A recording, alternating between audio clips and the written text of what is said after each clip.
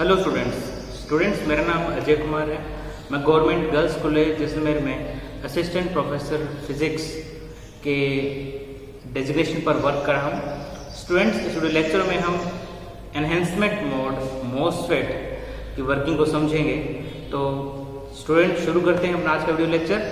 तो आज हम स्टडी कर रहे हैं enhancement mode MOSFET.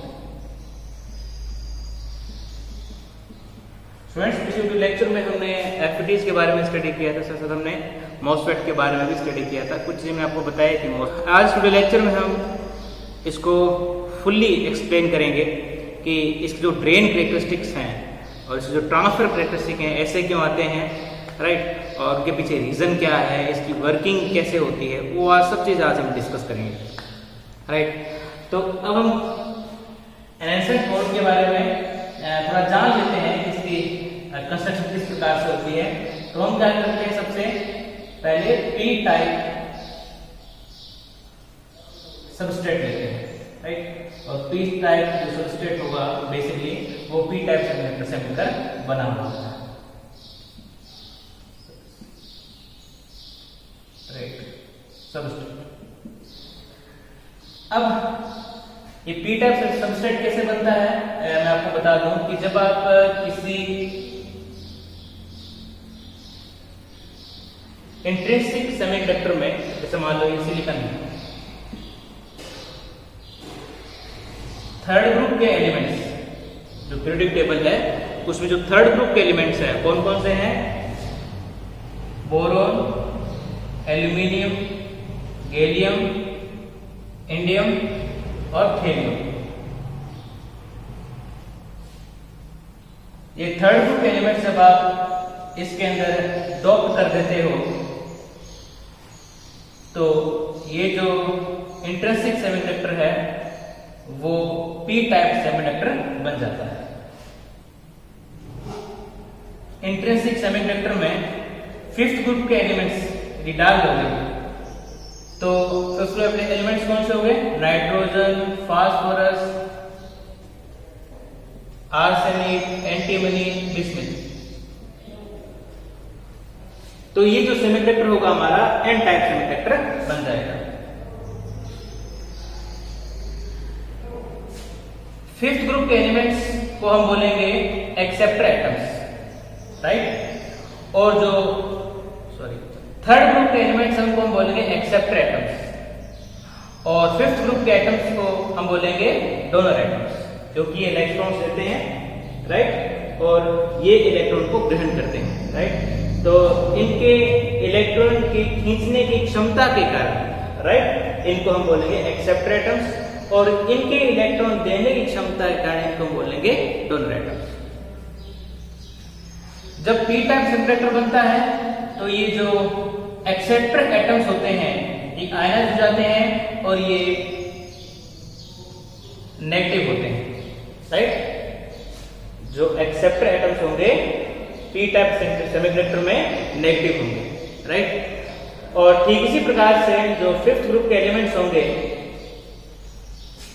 N type semiconductor में, यानी कि जो डोनर एटम्स होंगे वो पॉजिटिव होंगे, यानी ये जो एक्सेप्टर एटम्स होंगे ये आयनाइज हो जाएंगे, नेगेटिव चार्ज ले लेंगे, और ठीक इसी प्रकार से जो एन टाइप सेमीकंडक्टर होंगे उसमें ये जो एटम्स होंगे डोनर एटम्स वो आयनाइज होकर पॉजिटिव हो जाएंगे, राइट। तो अब इस पी टाइप सेमीकंडक्टर के कॉर्नर पर हम एन टाइप सेमीकंडक्टर बना देते हैं, और हम क्या करते हैं कि इन दोनों जो सेक्शन बना रखे हैं हमने, इनकी जो डोपिंग होगी वो इसकी तुलना में 2 या 3 गुना ज्यादा कर देंगे, जिस कारण से ये हाईली डोप्ड हो जाएगा, राइट। तो ये हो गया हमारा highly doped N type semiconductor, और ये हो गया हमारा highly doped N type semiconductor, और ये हमारा हो गया ड्रेन और ये हमारा हो गया सोर्स। इन दोनों सेक्शंस के बीच में हम एक सिलिकॉन ऑक्साइड की लेयर बना देंगे। राइट, ये सिलिकॉन ऑक्साइड की लेयर है। और इसके ऊपर जो है ओहमिक कांटेक्ट के लिए एल्यूमिनियम का एक टर्मिनल लगा देंगे और इस प्रकार से हमारा हो गया गेट। ये नीचे वाला हिस्सा भी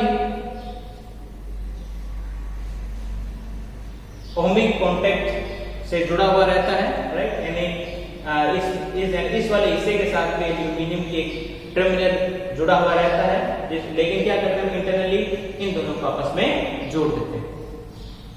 लेकिन हम क्या करते हैं इंटरनली इन दोनों, ये जो बॉडी है इसको हम बोलते हैं बॉडी। सेमीकंडक्टर की जो मॉसफेट की जो बॉडी है उसको हम क्या करेंगे सोर्स से जोड़ देते हैं, राइट। तो अब इसको हटा देंगे, सिंपलिसिटी रहेगी। अभी इसका ऑपरेशन कैसे होगा वो हम देखेंगे, कार्य प्रणाली कैसे होगी इसकी। तो अब हम क्या करेंगे, इन दोनों के बीच में बैटरी जोड़ देंगे, VDS बैटरी, और इस बैटरी का पॉजिटिव जुड़ेगा यहाँ पर और नेगेटिव जुड़ेगा यहाँ पर।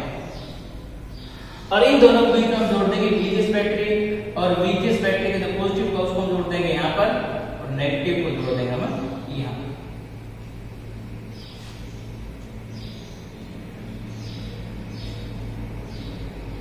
अब चूंकि यहां पर पॉजिटिव है इसलिए इस सिलिकॉन ऑक्साइड के ऊपरी की तरफ नेगेटिव हो जाएगा, राइट। इंड्यूस चार्ज क्या हो जाएगा यहाँ पर नेगेटिव।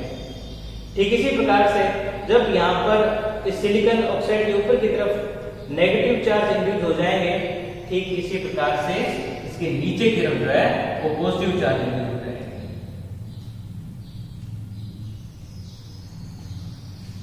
अभी जो पॉजिटिव चार्ज इंड्यूस हुआ है ये इस पी टाइप सेमीकंडक्टर के होल्स को रिपेल करेगा। तो जब रिपेल करेगा तो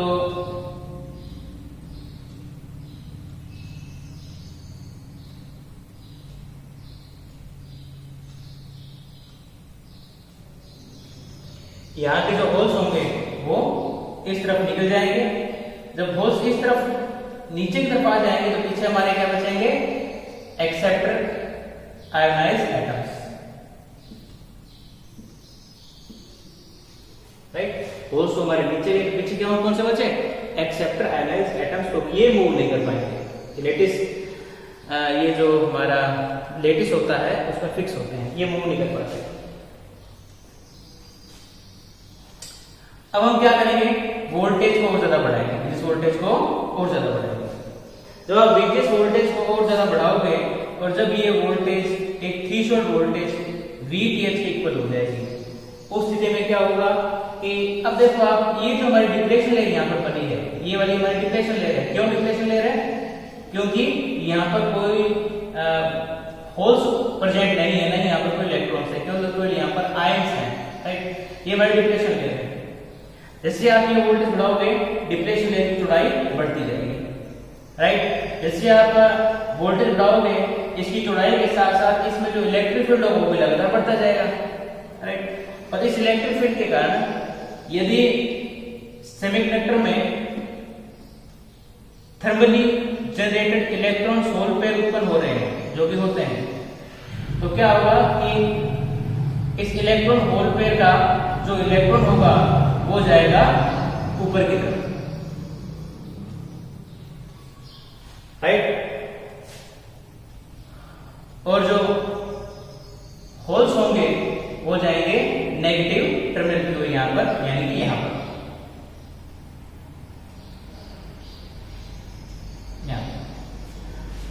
जब ये सिलेक्टिव की तरफ जाएंगे तो ये न्यूट्रलाइज हो जाएंगे। इस प्रकार से केवल और केवल यहां पर नेगेटिव इलेक्ट्रॉन ही शेष बचेंगे। अब फिर से खास बात ये है, ये जो हमारे पॉजिटिव आ रहे हैं ये वाले, ये एक्चुअली क्या है कि इस सेमीकंडक्टर के अंदर नहीं है, ये यहां पर प्रेजेंट है, यहां पर यानी कि इस सिलिकॉन ऑक्साइड के ऊपर की तरफ प्रेजेंट है।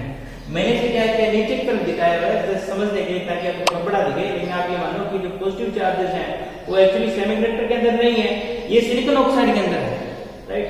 तो अब हम क्या करें, इसको ओमिट कर देते हैं, राइट। मैं इसको नीचे की तरफ इसलिए दिखाया ताकि थोड़ा बड़ा दिखे और आप इसको अच्छी तरीके से समझ सकें। तो अब इलेक्ट्रॉन EHP यानी इलेक्ट्रॉन होल पेयर के जो इलेक्ट्रॉन्स होंगे वो जाएंगे इस पॉजिटिव की तरफ, राइट, और जो होल्स होंगे वो जाएंगे इस सोर्स की तरफ। और सोर्स से क्या होगा, क्योंकि सोर्स के नेगेटिव से ये जो हमारे होल्स हैं ये ग्राउंड हो जाएंगे या फिर आप न्यूट्रलाइज हो जाएंगे, कह सकते हैं न्यूट्रलाइज हो जाएंगे और यहाँ पर इलेक्ट्रॉन शेष बचेंगे। और इस कारण से यहाँ पर इन दोनों के बीच एक कंडक्टिव चैनल तैयार हो जाएगा, क्योंकि यहाँ पर इलेक्ट्रॉन है। और इस कंडक्टिव चैनल के कारण इन दोनों के बीच में करंट का फ्लो होगा। उस करंट की वैल्यू कितनी होगी, I, राइट। तो अभी हमने ये चीज सीखी कि जब वीजेस वोल्टेज एक फिक्स थ्रेशोल्ड वोल्टेज के इक्वल हो जाती है तभी इनके बीच में जो कंडक्टिव चैनल बनता है, उससे पहले नहीं बनता। अभी जो कंडक्टिव चैनल है इसको इस तरीके से दर्शाया जा सकता है। ये हमारा कंडक्टिव,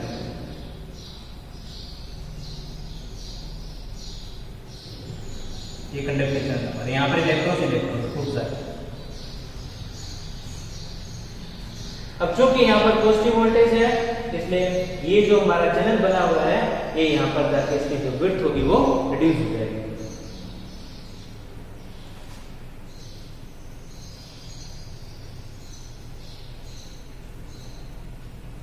यहाँ हमारी ID है और ये हमारा एक फिक्स वीजेस पर देखो क्या प्रॉब्लम है। हमने क्या किया, वीजेस फिक्स कर ली, कोई भी वोल्टेज चैनल बन चुका है तो करंट इसमें फ्लो होनी शुरू हो गई।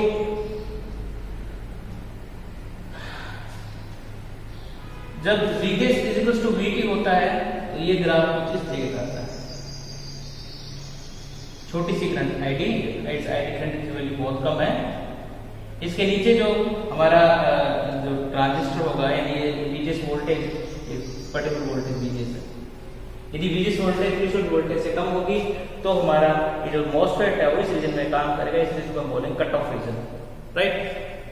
तो क्या होगा, जैसे आप ये वीजेस वोल्टेज बढ़ाओगे इलेक्ट्रॉन की जो स्पीड है यहाँ से आज तक जो स्पीड है वो लगातार बढ़ती जाएगी, जो ड्रिफ्ट स्पीड होगी वो लगातार बढ़ेगी, राइट। ड्रिफ्ट स्पीड के लगातार बढ़ने से जो करंट है वो भी VDS के साथ साथ लगातार बढ़ती जाएगी, क्योंकि आपको पता है कि जो करंट होती है वो इलेक्ट्रॉन की वेलोसिटी के समानुपाती होती है।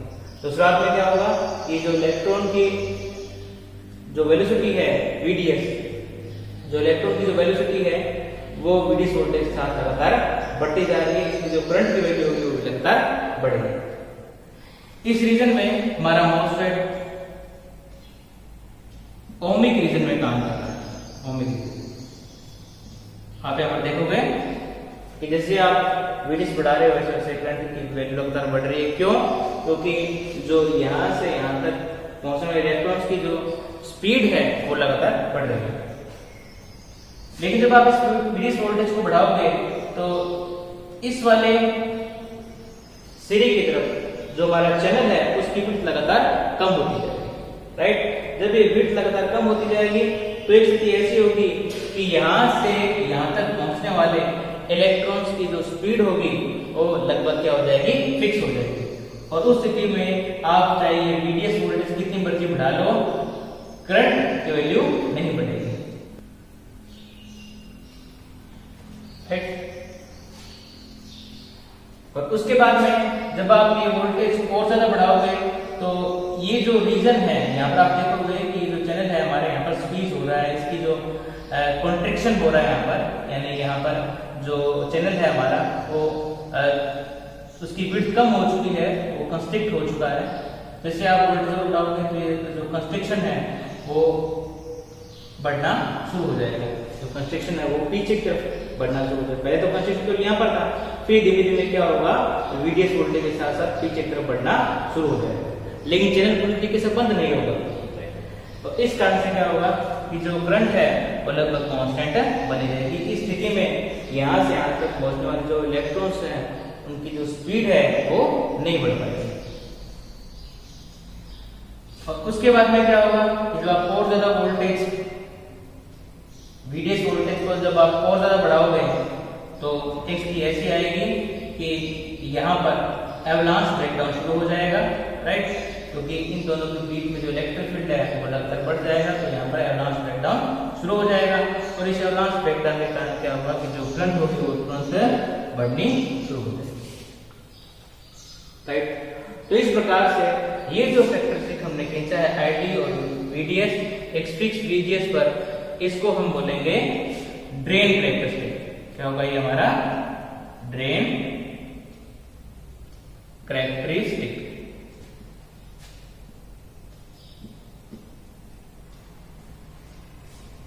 तो इस प्रकार से यहां से यहां तक ये वाला रीजन हमारा कराएगा ओमिक रीजन, और उसके बाद में जब ये करंट कांस्टेंट हो जाती है उसको हम बोलेंगे सैचुरेशन रीजन, राइट। और सैचुरेशन रीजन को हम बोलते हैं पिंच ऑफ कंडीशन, क्योंकि ये जो हमारा चैनल है वो बिल्कुल पिंच ऑफ हो चुका है।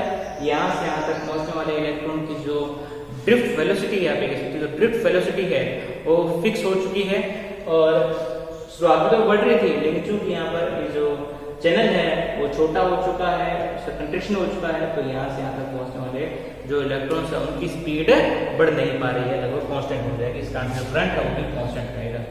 इसको हम इस रीजन को हम बोल देंगे, यहाँ से यहाँ तक बोल देंगे हम एक्टिव रीजन, राइट। और उसके बाद में भी जब आप VDS वोल्टेज को और ज्यादा बढ़ाओगे तो इस डिप्लेशन लेयर में एवलांच ब्रेकडाउन शुरू हो जाएगा, जिस कारण जो करंट है वो तुरंत ऊपर की तरफ बढ़नी शुरू हो जाएगी। तो इसको मैं पूरा कर दूं, ये हमारा इलेक्ट्रॉन की ड्रिफ्ट वेलोसिटी है VD, राइट, और ये हमारी वोल्टेज है। कौन सी वोल्टेज है ये? VDS voltage. तो शुरुआत में क्या होगा, जब वोल्टेज कम है तो ड्रिफ्ट, जैसे आप वोल्टेज बढ़ाओगे वैसे ड्रिफ्ट वेलोसिटी बढ़ेगी, और उसके बाद में क्या होगा कि जब ये इसका कंट्रैक्शन हो जाएगा पूरी तरीके से, तो जो ड्रिफ्ट वेलोसिटी है वो कांस्टेंट शुरू हो जाएगी, और उसके बाद में जब आप और ज्यादा वोल्टेज बढ़ाओगे ये जो कंस्ट्रक्शन है वो पीछे की तरफ बढ़ता हुआ जाएगा, लेकिन जो इलेक्ट्रॉन की स्पीड है वो भी बढ़ नहीं पाएगी और वो कांस्टेंट बनी रहेगी। तो इस प्रकार ये ग्राफ आता है। अब इसका जो ट्रांसफर कैरेक्टरिस्टिक है वो हम और ड्रॉ कर लेते हैं, किस तरीके से बनेगा।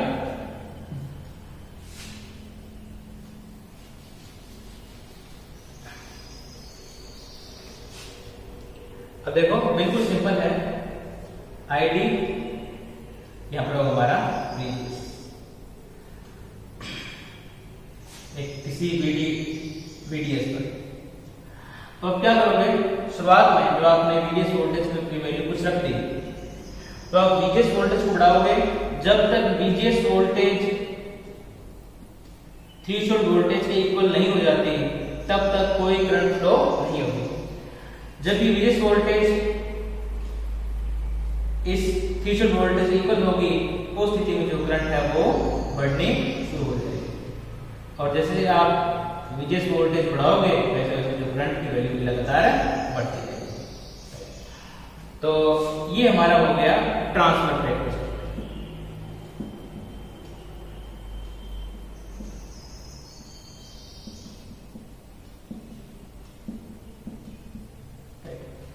तो स्टूडेंट्स इस प्रकार से इस लेक्चर में आपने एनहेंसमेंट मोड मॉसफेट के कुछ प्रॉपर्टीज को समझा। नेक्स्ट लेक्चर में हम बात करेंगे डिप्लेशन मोड मॉसफेट की, और उसके बाद हम पार्टिकल फिजिक्स के बारे में स्टडी करेंगे। Thank you students.